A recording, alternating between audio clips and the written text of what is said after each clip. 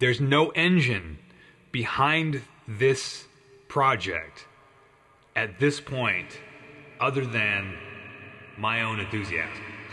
It's time. Finally, I get to share something I've been waiting to share for quite a while now. But first, it's time for a new notebook. The last one is full and, in fact, the last one has this script right here in it, down to the last page. Now, I generally write down all kinds of things in my notebooks, from YouTube scripts to story ideas to sketches of brick walls and trash cans. Sometimes I just like the feel of those Uniball 207 gel pens on this particular paper. But this fresh notebook is going to be primarily for a certain project that we're going to talk about today. Anyway, today I'm excited. I don't know if you can tell, but excited might be an understatement. I'm definitely super excited, and let's be honest, more than a little terrified. To be perfectly frank, I'm 52 years old, and I just don't have any patience anymore for my own internal securities. They're there, but those voices have been muted somewhat by age and time and general wear and tear, which is an odd thing to realize, that the things that you used to terrorize yourself with, you're just too tired to give your own energy to the thing that's terrorizing you, which is what you were doing the whole time. I'm just being lazy. I'm being so lazy I can't even terrorize myself as much as I used to. Anyway, you know my motto. Someday soon, we just ain't gonna be here.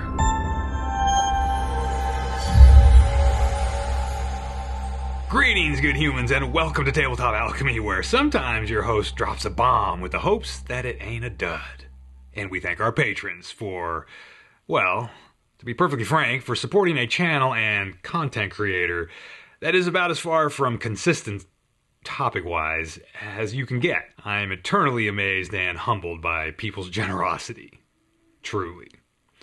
Okay, let's see if I can stretch this out even further, this whole bomb dropping thing. Granted, this bomb may not be as exciting to you as it is to me, and while it's not tabletop skirmish game hobby related, it's simultaneously very tabletop skirmish game hobby related. So, I've just taken on a new project that is, for me, one of my life goals and is probably the biggest challenge of self-confidence I've ever consciously brought onto myself. And as with any test of one's mettle, and yes, I mean this word right here, as with any test of one's mettle, it has a huge risk of failure, an enormous demand for labor, creativity, technical skills, and leadership skills, all of which are unquestionably possessed by yours truly, right? And a ton of opportunity for generating content that people may or may not care about or be interested in. But wait, it gets better. It also has an inherent countdown timer, and it's going to require me to learn and do things I've never done before or that I've been terrified to do. So the best way I could come up with to announce this little thing to you guys is with this little teaser coming up. It's short. Maybe get some headphones. Roll it, Rowan.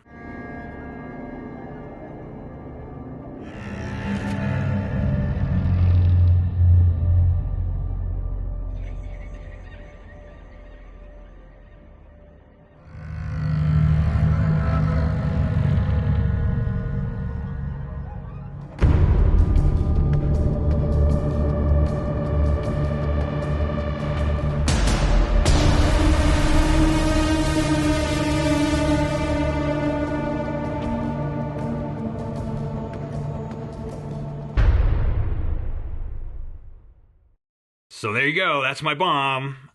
I'm gonna make a movie out of Rangers of Shadowdeep. And I'm bringing along anyone who wants to come along for the ride, virtually speaking, of course. So, a couple quick things here. That little teaser, I made it for you guys to put into this video just to, have fun with the announcement, but it's really made to be used as sort of a rough sort of storyboard for my team in creating an actual teaser that we're going to create for the upcoming rangersofshadowdeepmovie.com website and YouTube channel, and all that stuff will be coming in the near future.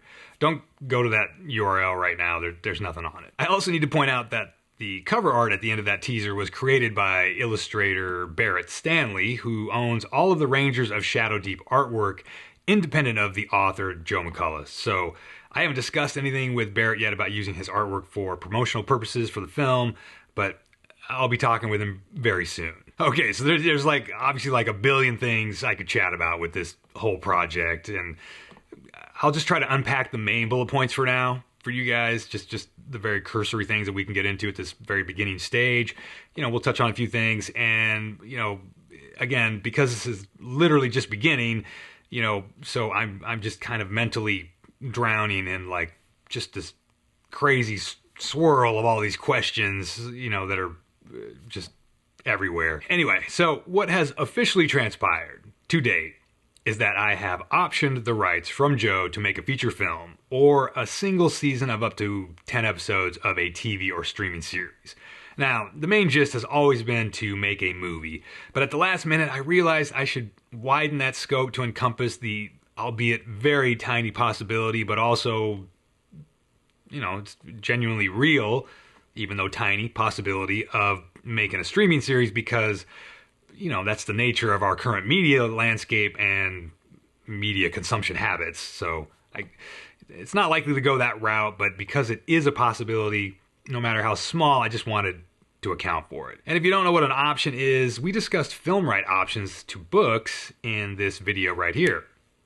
But as a refresher, an option is basically renting or leasing the ability to buy the film rights to an IP, intellectual property, or creation like a book or a life story or what have you.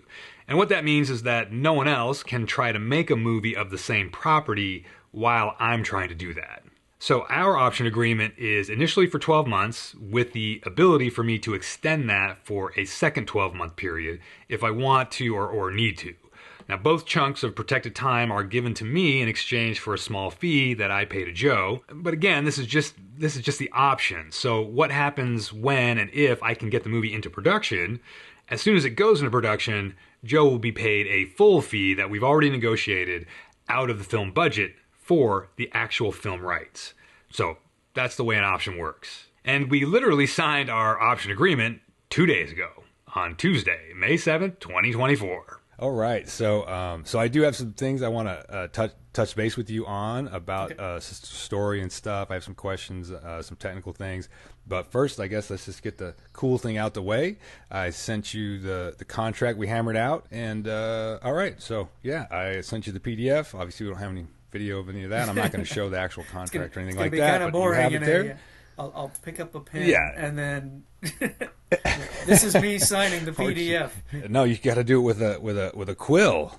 All right. You can't do it with a click it pen. Come on. Well, I think the kids stole that as well. So. They're making a crossbow out of it right now in the Exactly. backyard. I should narrate for anyone that's watching this. If whatever I cut this into whatever. Joe's doing something, sending me an email with the contract in it, and I'm figuring out a PayPal payment here. Okay, man, if you want to confirm you received some sort of payment and make sure that's valid and you're good. Hopefully I didn't mistype the email in there. It's gone. To someone else. Awesome, man. All right. Well, I would do a virtual handshake with you. That's essentially what it is. Big so, video thumbs up. Wow. As I'm going to say in my next YouTube video, this is this we just started the clock. Just started a countdown timer. This is what happened. Somehow I can't get rid of deadlines, man. I got to impose them on myself. Okay, so we signed it here, and I'm going to send you something. I hesitate to do this because I'm just a nervous artist. He doesn't have a clue. I take it back. That's right. I wanted to wait till after we signed it so I could send you this thing. So there you go. That's literally the moment that started the countdown clock. So every day from now on, I'm one day closer to the deadline to get this thing off the ground. So what's it take to make a movie? I mean, the quick answer to that is it takes a lot of things and a lot of luck. I mean, I'm kind of uncertain how to proceed in this video right now. There are just so many things I could talk about. I suppose what might be most important to you guys, the Tabletop Alchemy community, is how this project might affect the content on this channel. Let you in on a little thing here. Like, I've literally never had any behind the scenes stuff recorded or archived or shot or anything really for any project I've ever worked on. Most of the time, I've just always been like, it's just not worth it to show the behind the scenes stuff. But for some reason now I feel because of how this channel is done and how you guys interact with me and how I interact, you know, it's just like we have conversations and stuff. It's super cool. And I just thought, well, what about sharing the entire process? Like literally from starting day one, which is the signing of an option of an existing IP, and moving forward and sharing like how does this get done? There's also this other thing. I was talking to my DP the other day. There's this weird thing that we have as consumers of media, consumers of entertainment, right? We can consume a movie in 2 hours, but yet it probably took 3 years to make that movie. And that's pretty mind-boggling when you just sort of think about it, right? And I feel like this might be just a way to sort of, maybe it's just the idea of just putting out more content, right? For people that want to tune in at some point just to see what's going on. Maybe you get more out of the project. I don't know. I don't really know. Maybe there's something to be said too for not seeing how something is made so you can consume it fresh. You know, like you want to just see the movie fresh and not know, like, I don't know. I'm just kind of going off instinct. I have really nothing else that I can do. I got to fly by the seat of my pants. Let's go. There's a lot of stuff that goes into the process of making a movie, and a lot of it is unexpected. I mean, from trying to get it off the ground, which, let's not mince words, is all about finding money, investment, which in turn means creating a product that makes money. I have to really grow a Rangers of Shadow Deep YouTube channel. Like, I have to grow that. In some ways, I have to grow that for the business side of things. And that has everything to do with the audience, but also when I interface with investors, right, we have to show there are people that want to see this product. You know, and it sucks to talk about things. My own artistic personality, my personality as an artist just bristles at the terminology of product and this, that, and the other thing, right? But the bottom line is it takes money to make something cool, and to get that kind of money, you need to show people that might invest in your project how it's possible for it to make its money back. Not only make its money back, but make more. You know, it's got to make a profit. Otherwise, people aren't going to give you money to make the thing, right?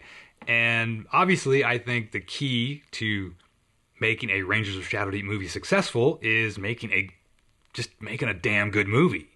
Good story, good characters. I want to make a movie that's very entertaining, that you guys like, that an audience and any other fan of the dark fantasy, sword and sorcery genre enjoys. Something that, you know, I get from when I watch movies or TV shows. You know, I feel like it's one of my favorite things to do. Experience a story that is intriguing and fun and exciting. It's, you know, I want to try to make that for folks. I don't know. But we want to grow this audience of people that are interested in seeing this thing so that we can show investors, hey, people want to see this. People want to see it, and I can make something cool that they're going to dig. That all remains to be seen, but hey, I won't say anything if you won't. Me and my friends and producing partners and collaborative artists, you know, we make the things. We love making the product. None of us really like the idea of the business side of things. But now I'm just very intrigued about this whole, like, well, how do we do it? There has to be a way to do it. People do it all the time. So I need to learn how to do it. And it's time now. It's time to tackle that side of the business, essentially. So as a direct result of this happening as it has, I think we're going to have to put our Silver Bayonet saga on the shelf for a little while. Not forever, and I'm not 100% sure about that, but I'm like 90% sure that I'm going to have to do that. The issue for me is that it's tough for me to focus on two stories at the same time. I don't multitask in that arena very well, so that's going to require some focus on my part that is likely to preclude my engaging in creating other stories at the same time, at least for the near future. I think. Again, this is just the first video. This is just the first moment that I'm kind of sharing this stuff with you guys. So I'm kind of talking it through with you, and I look forward to your feedback. So there's a lot of things going on. There's a lot of things I'm thinking about. There's a lot of things I got to deal with, and it all sort of has to be dealt with and thought about in parallel. I don't know what to tell you guys to expect coming up. I just don't know. I'm going gangbusters on getting this movie thing mapped out. I've got to create a story, a script. I need to start casting. Everything at the first stage is about putting together what I guess we'd call a pitch package. And that means coming up with a rough budget, which means we kind of need to know where we want to shoot and what kind of look we want for the show. And of course, to have that, you need the story part done. You need to be able to, it's like I said, everything's in parallel. It's crazy. And there's no engine behind this project at this point other than my own enthusiasm. That's kind of just another weird thing. Like, if I don't do stuff to push the project forward, no one else is going to do it. Right? So I have to put the energy into it. And yeah, it's going to be a lot. I wanted to be upfront with you guys, and just because I love tabletop alchemy, and I love the hobbies, and I love all the hobbies, the painting, the gaming, all that stuff. I mean, that's why we're here. And this is, like I said at the beginning, right? This is like not related to that, and yet very related to that. It's kind of unique in that way. And but yeah, I just want to be square and upfront with everyone. Even though I don't even know what I'm like trying to explain, I don't have any answers yet about how it's going to proceed and how things are going to unfold. I just don't know. So maybe this channel is going to be featuring a lot more, or a lot of movie development talk for a while, and not much hobby talk. Even though it's all about a badass miniature skirmish game written by one of our greatest contemporary game designers. It's Rangers of Shadow Deep, man. Come on. Weapons out. There's something in the dark. See ya.